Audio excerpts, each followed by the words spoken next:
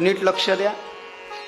जगात सगळ्यात पहिला कीर्तनकार राम कृष्ण हरी, जय जय राम कृष्ण हरी, हरी जय जय राम कृष्ण हरी, हरी जय जय राम कृष्ण हरी.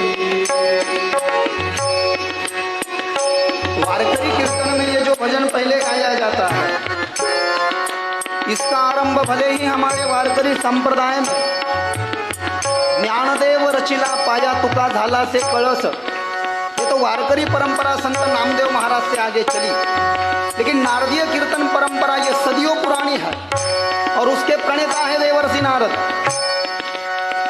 नारद जैसा कोई ज्ञानी कीर्तनकार नहीं. सगळ्यात पहिला कीर्तनकार नारद, सगळ्यात पहिला गायक नारद.